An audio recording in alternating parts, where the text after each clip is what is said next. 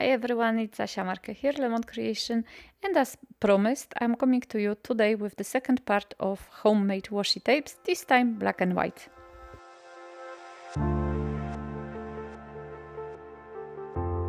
In the previous video, I showed you how to make a vintage vibe washi tape.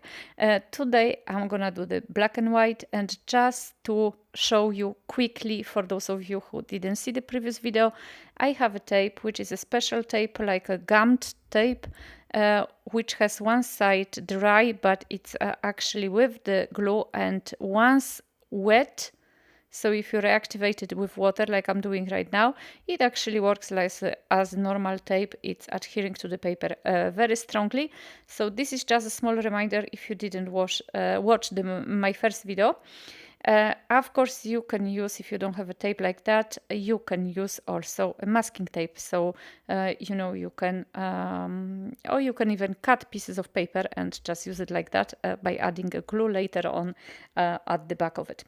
But I just wanted to show you, and this is how I prepare my washi for making a bulk washi tape, to be honest, because that's how I like to do it in bulks. So I put it on the Plexiglass mat, and I attach from both sides, on both sides with the masking tape. And for this tape, I'm gonna be using stamps, acrylic paint, and also a little bit of writing, or rather scribbling on the tape. These stamps are mine, and I'm gonna start with stamping. I'm gonna stamp randomly. I'm gonna be using a little bit of masking, so I don't have everywhere the same kind of stamp. But you do not have to overthink that too much, because as you can see, those are cutted pieces, long tapes, so they are never gonna look the same if you just go a little bit, haphazardly all over the page. Once again, I apologize, like in the previous video, for the fact that you cannot see the whole project perfectly, but my camera setup is not perfect, and you actually don't lose anything. You can see the most important parts because I've done everything the same way, even on the parts which are not visible to you. So as you can see, I'm using a little bit of masking here, and to do the masking, I'm just using a regular paper from the printer. So you can do it like that. I'm just trying not to make the stamps, be all the time, appearing on 3 rolls of tapes, like the big one here, in the same places. So that's basically it, but you don't have to overthink that. You can use either StazOn ink or archival ink, or in my case, I'm using Onyx black, and this is, oh, I forgot the name. It's VersaFine Onyx black, and those all are permanent inks. But as I learn with time, and with some of your advices also, I find that VersaFine ink is the best for intricate stamping. So when you want actually to get a crisp image, the best is to use VersaFine ink. It's permanent ink. Just one problem with this ink is, or maybe not a problem, but one thing you have to remember is that it's drying for quite a long time. Few minutes, I would say, even. Everything depends on the humidity in the air, but I quite often use the heat gun to just be sure that the stamp scissor is perfectly dry. And as you can see, I actually had to re-ink my, no, you couldn't see that, but I had to re-ink my ink pad, because the first stamp, as you can see, they weren't very crisp. And this is also a great idea, because like that you have all these nuances of black, like black going into gray a little bit. So you can do that. This happened to me just because I didn't know that my ink is already so bad. So I stamped at the beginning with the ink which wasn't working very well, and then I re-ink it. But if you want to achieve this effect and you have a very nice, very new ink pad, you can always just ink the stamp, stamp it on the piece of paper on the side to get this first impression, which is very crisp, and without re-inking the stamp, stamp it on the actual project. So like that, the impression still will be there, but it will be not as crisp as if you would do first stamping straight on your project. So just this is a small tip, which is well known anyway, but it's kind of helping you to achieve different effects with your projects. And I'm not talking here only about the washi tape, but in all the projects in general. So and as you can see, I'm stamping really like all over the place. The only thing I'm trying to kind of get right is to not do the stamping loop-sided.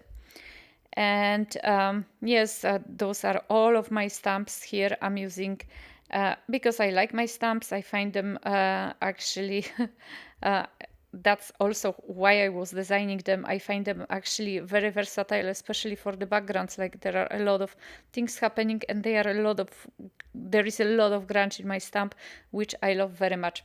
I'm using also Uni Pin fine liner. It's a permanent fine liner. It's I added a few circles with it and few lines. What's very important with the everything you actually put on the washi tape is that the things you put, they are kind of permanent later on. I mean, the first vintage tape I've done with Lindy sprays, and they are not permanent. So I bear that in mind. So if I use it for my next project, I will have to be careful not to add later on water, because I know that the color will run.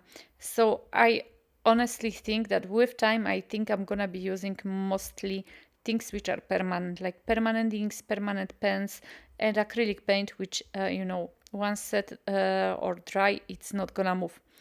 And here I'm using black dress, little black dress acrylic, chalk acrylic from PaperArtsy. And as you can see, I am applying it with my finger. So you have different methods of applying it. I actually forgot it would look very nice with a brayer if you add a little bit of brayer, but well, not a little bit of brayer, but a little bit of paint on the brayer, so you have this distressed look. You can do it with the sponge, with your fingers, with a brush.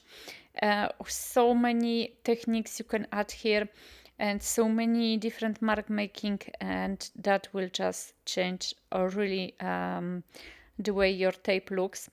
So what I'm trying to do is that there is not one piece of the tape which looks the same, which is gonna be super cool. And this is something which makes it different to the tapes you buy in the in the commerce, because they are first of all, they are your own. You can make your own, and then the things are actually not repetitive, not that much, because you add some mark makings all over the place. You don't repeat the same thing on every single stripe of paper.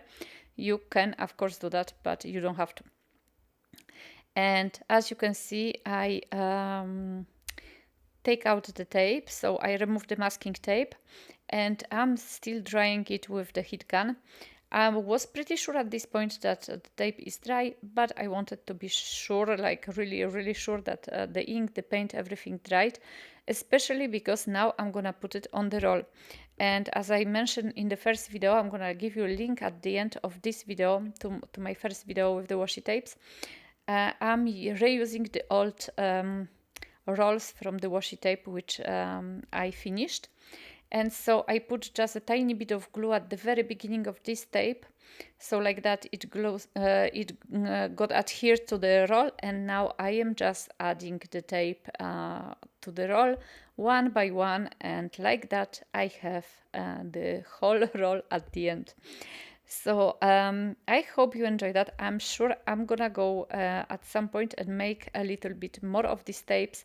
Try maybe to make tapes with with masking tape, this artist masking tape, or just the painter's masking tape.